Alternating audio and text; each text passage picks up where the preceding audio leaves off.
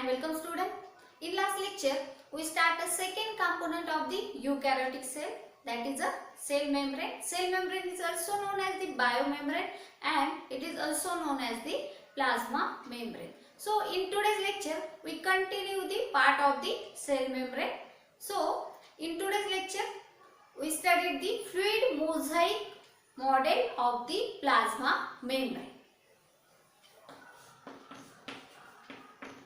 Fluid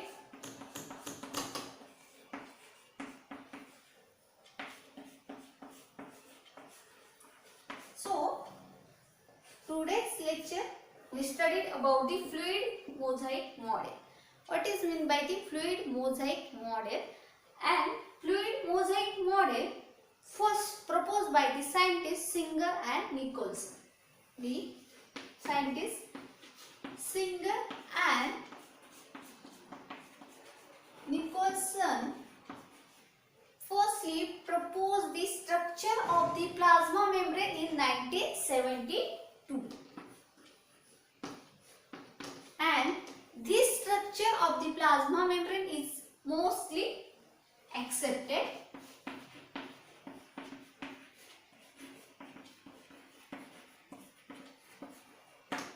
आता याचं meaning mostly accepted means पहिल्यांदा कोणताही आपल्याला स्टडी करायचा असेल, बरोबर. फॉर एक्झाम्पल सुरुवातीच्या काळी आपल्याला माहित झालं सेल काय आहे, बरोबर. पण ती sale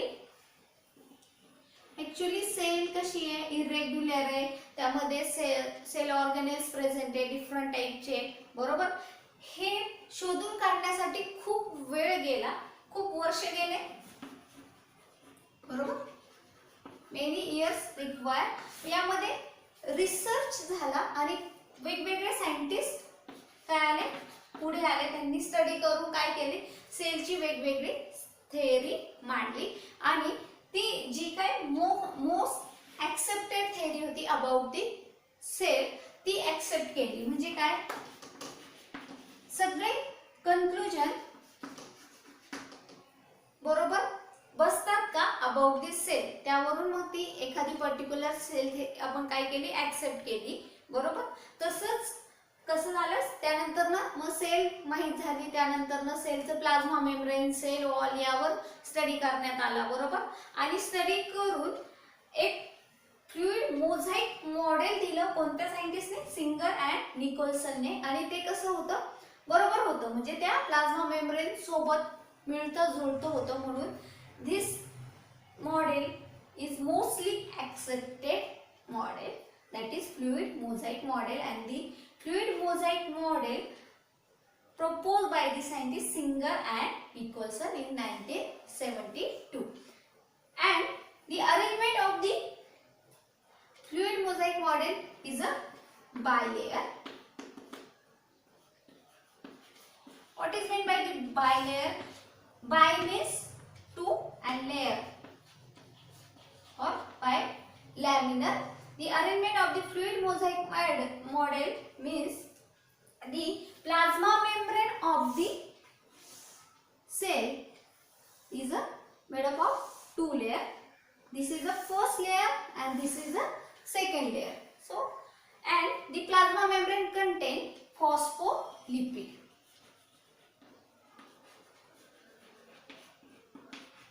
And phospholipid is a class of the lipid. There are different class of the lipid: glycolipid, aminolipid, phospholipid. What is meant by the phospholipid? The lipid contain phosphate group are called phospholipid. So the plasma member of the cell is made up of the phospholipid, and phospholipid is a class of the lipid. So this is about the information of the fluid mosaic model. Let's study the fluid mosaic model with the help of the diagram. This is a simple diagram of the plasma membrane. Plasma membrane made up of two layers. This is the first layer and this is the second layer. Plasma membrane compose the phospholipid, and as we know the phospholipid is a class of the lipid. And the arrangement of the plasma membrane is or phospholipid is a tail have a non-polar region and head have polar region. So this is the simple diagram of the plasma membrane, and plasma membrane contain some proteins. Plasma membrane contain phospholipid as well as the protein, and the arrangement of the protein as like iceberg on the sea. आपण पाहतो जिथे low temperature आहे तिथे C region मध्ये काय होतं, ice काय झालेले असतात, फ्लोट झालेले असतात. तशीच प्लाझ्मा मेम्ब्रेनच्या म्हणजे किंवा कोणतीही सेल घेतली त्याच्या प्लाझ्मा मेम्ब्रेन मध्ये प्रोटीनची अरेंजमेंट कशी असते, आईसबर्ग ऑन दी सी. म्हणजे जर लो टेम्परेचर एरियामध्ये आपण सी मध्ये ऑब्झर्व केलं तर सी मध्ये जो काही ऑटर आहे, ऑटरचं काय झालं असतं, बर्फामध्ये रूपांतर झालेलं असतं आणि ते बर्फ काय होतात सीवर म्हणजे ज्या काय समुद्रावर काय होतं, फ्लोट होताना दिसतात. तशीच अरेंजमेंट आपले प्रोटीनची असते कशावर, प्लाझ्मा मेम्ब्रेनचं. मग या डायग्राम मध्ये तुम्हाला दिसते हे जे काय ब्लूइश आहे किंवा ही एक येलो चॅनल दिसतीये, हे ब्लू, हे सगळे काय आहे, प्लाझ्मा मेम्ब्रेनचे फॉस्फोलिपिड सोडून कंपोनेंट आहेत. मग प्रोटीन प्रेझेंट असतात, ती प्रोटीनची अरेंजमेंट कशी असते, iceberg on the sea. And protein change their shape, म्हणजे प्रोटीन त्यांची शेप कशी चेंज करू शकतात का, तर प्लाझ्मा मेम्ब्रेनचे सेल मेम्ब्रेन कसं आहे, पॅसिव्ह फ्लुइड इन नेचर आहे, म्हणजे खूप सॉलिड पण नाही आणि खूप लिक्विड सुद्धा नाहीये. मग जेव्हा गरज असेल त्यावेळेस ते चॅनल ओपन पण होतात आणि क्लोज पण होतात. And the protein are different types of the, first is a intrinsic protein or it is also known as the integral protein. Second is a extrinsic protein or it is also known as the peripheral protein. And in extrinsic layer there are glycoprotein also present and glycolipid also present. What is mean by the glycoprotein and glycolipid? The carbohydrate plus protein molecule are present on the plasma membrane are known as the glycoprotein, and the carbohydrate and lipid component present on the external side of the plasma membrane are called the glycolipid. And also in internal side cholesterol also present on the plasma membrane, and integral protein are present in the depth of the plasma membrane, and some proteins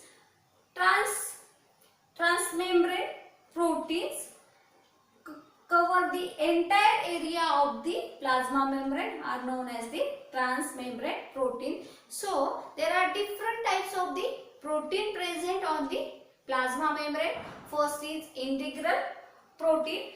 हे integral protein का म्हणायचं, थोडंसं काय झालंय आतल्या side मध्ये present आहे त्याला इंटिग्रल प्रोटीन म्हणायचं. एक्सट्रिन्सिक और पेरिफेरल प्रोटीन का म्हणायचं, ते एक्सटर्नल साइडला म्हणजे प्लाझ्मा मेम्ब्रेनच्या आतमध्ये नाहीये, बाहेर पेरिफेरल रिजनला प्रेझेंट आहे म्हणून त्यांना काय म्हणायचं, एक्सट्रिन्सिक प्रोटीन. अँड ट्रान्समेम्ब्रेन प्रोटीन पूर्ण प्लाझ्मा मेम्ब्रेनचा एरिया कव्हर करतो अशा प्रोटीनला आपण काय म्हणतो, ट्रान्समेम्ब्रेन प्रोटीन म्हणतो. So this is a different types of the protein present on the plasma membrane, and this is a head region of the phospholipid which is a outer lovely, and this is a tail region of the phospholipid which is a outer heady, and also cholesterol present on the plasma membrane, and below the plasma membrane there are cytoskeleton present in the cell. Below the plasma membrane there are microtubules present which is a cytoskeleton. It gives the shape to the cell.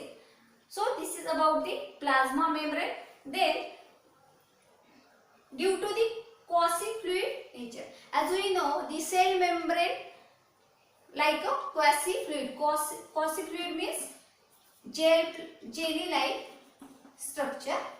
Quasi-fluid means jelly-like structure, and due to the jelly-like structure, lipid move laterally. Laterally means this is left right lipid move होऊ शकतात, त्यामुळे आपण cell मेम्ब्रेनची fluidity सुद्धा check करू शकतो. So this is about the only plasma membrane. Then next point is transport. आता plasma membrane आपण स्टडी केलं बरोबर. प्लाझ्मा मेम्ब्रेनचं स्ट्रक्चर कसं आहे बरोबर. प्लाझ्मा मेम्ब्रेन काय आहे, त्याची थिकनेस काय आहे बरोबर. त्यानंतर ना प्लाझ्मा मेम्ब्रेन कशाने बनलंय, फॉस्फोलिपिडने. ते कसं आहे, बायलेयर आहे बरोबर. त्यानंतर ना प्लाझ्मा मेम्ब्रेन मध्ये फॉस्फोलिपिड सोडून वेगवेगळे प्रोटीन प्रेझेंट आहे. ते कशासाठी आहे, ट्रान्सपोर्टेशन साठी महत्वाचे आहेत. सेल मेम्ब्रेन म्हणजे काय आलं, सेलचा बाहेरचं कव्हरिंग आलं बरोबर. मग सेलला काही गोष्टी पाहिजे असतात, काही गोष्टी नाही पाहिजे, त्या दुसऱ्यांना द्यायच्या असतात किंवा सिग्नल एकमेकांमध्ये पास करायचा असतो. काही मॉलिक्यूल आतमध्ये येत असतात, काही मॉलिक्यूल बाहेर जात असतात. मग काहींची साईज छोटी असते, काहींची मोठी असते. त्यासाठी ठराविक ट्रान्सपोर्टर सिस्टीम प्रेझेंट असते प्लाझ्मा मेम्ब्रेनवर, तीच आपल्याला पाहिजे. मग दोन टाईपने ट्रान्सपोर्टेशन होतं. एक असतं पॅसिव्ह ट्रान्सपोर्टेशन अँड सेकंड असतं active transportation. So let's discuss about the transportation of the plasma membrane. There are two types of the transport system. First is the passive transport and second is the active transport. What is meant by the passive transport? In the transportation, ATP not required are called the passive transportation. आपल्याला माहिती आहे बरोबर, जर उंचावरून पाणी पडत असेल तर त्याला आपल्याला एक्स्ट्रा एनर्जी देण्याची गरज पडत नाही. पण तेच पाणी जर आपल्याला खालून वरती न्यायचं असेल तर आपण काय करतो, मोटार लावतो बरोबर. तसंच आहे पॅसिव्ह आणि ऍक्टिव्ह ट्रान्सपोर्टेशन मध्ये. पॅसिव्ह कशाला म्हणायचं, फॉर एक्झाम्पल कन्सिडर करा, उंचावरून पाणी जर खाली पडत असेल तर ते ग्रॅव्हिटी थ्रू लगेच इझिली पडतं बरोबर. तसंच सेल मध्ये पॅसिव्ह ट्रान्सपोर्टर मध्ये एनर्जीची गरज नसते. So ATP not required in passive transport and it is a transportation through a simple diffusion. What is meant by this simple diffusion? The molecule move from high concentration to low concentration. आपल्याला माहिती आहे कधीही जास्त असलेल्या गोष्टीपासून कमी गोष्टी असलेल्या ठिकाणी गोष्टी जात असतात बरोबर. तसंच कोणती प्रोसेस घेतली आपण, ऑस्मॉसिस घेतलं किंवा सिंपल डिफ्युजन घेतलं, तर जिथे हाय कॉन्सन्ट्रेशन आहे तिथून लो कॉन्सन्ट्रेशन कडे काय होत असतं, सोल्यूट मूव्ह होत असतं. म्हणून पॅसिव्ह ट्रान्सपोर्ट मध्ये सेल मध्ये जे काही कमी आहे ते high concentration to low concentration move केलं जातं. त्याला आपण काय म्हणतो, पॅसिव्ह ट्रान्सपोर्ट म्हणतो आणि त्याला ATP ची गरज नसते. So this is about the passive transport. Next is the active transport. Active transport example consider करा, जर आपल्याला उंचावर पाणी न्यायचं असेल तर आपल्याला काय पडतं, मोटारीची गरज पडते बरोबर. म्हणजे आपण तिथे एनर्जी देतो, एक्स्ट्रा फोर्स अप्लाय करतो ते पाणी वरती जाण्यासाठी. तसंच सेल मध्येही काही गोष्टी आहेत ऑलरेडी आणि त्या आपल्याला दुसरीकडे पाठवायच्या, त्यासाठी काय करावं लागतं, एनर्जीची रिक्वायरमेंट असते. मग active transport require ATP molecules and active transport is a energy dependent process or energy dependent transport. And in this transportation ions and molecules move from low concentration to high concentration. म्हणजे हाय concentration कडून low जाण्यासाठी energy लागत नाही, पण low concentration असतानाही हाय concentration कडे जायचंय त्यासाठी ATP मॉलिक्यूल खर्च होतो. म्हणून ऍक्टिव्ह ट्रान्सपोर्ट ही कशी आहे, एनर्जी डिपेंडंट प्रोसेस आहे. आणि passive transport is a energy independent process आहे. So in this lecture we will study about the fluid mosaic model, and the fluid mosaic model proposed by the scientist Singer and Nicholson in 1972. And we also see the different composition of the fluid mosaic model. And fluid mosaic model of the plasma membrane are bilayer, which is made up of the phospholipid, and it contains different types of the protein, that is intrinsic, extrinsic. Extrinsic is also known as the peripheral protein. Transmembrane protein also present, cholesterol, cytoskeleton and glycoprotein, glycolipid also present on the plasma membrane of the cell, and we also see the transport of the plasma membrane. There are two types of the transport, that is a passive and active. Mainly passive मध्ये काय होतं, हाय कडून low कडे काय होत असतं, मॉलिक्युलचं movement होत असते, आणि ऍक्टिव्ह मध्ये काय होत असतं, लो कडून हाय कडे काय होत असते, मॉलिक्युलची मूवमेंट होत असते. त्यामुळे पॅसिव्ह कसं आहे, एनर्जी इंडिपेंडेंट आहे. एटीपी मॉलिक्युल खर्च करावा लागत नाही कशामध्ये, पॅसिव्ह ट्रान्सपोर्टेशन मध्ये. आणि ऍक्टिव्ह ट्रान्सपोर्ट कसं आहे, एनर्जी डिपेंडेंट आहे. म्हणजे जर तुम्हाला लो कडून हाय कॉन्सन्ट्रेशन कडे मॉलिक्युल मूव्ह करायचं असेल तर काय लागतो, एटीपी मॉलिक्युल खर्च करावा लागतो. So this is about the cell membrane or plasma membrane or biomembrane. So thank you so much for watching my video, and in next lecture we see the next component of the eukaryotic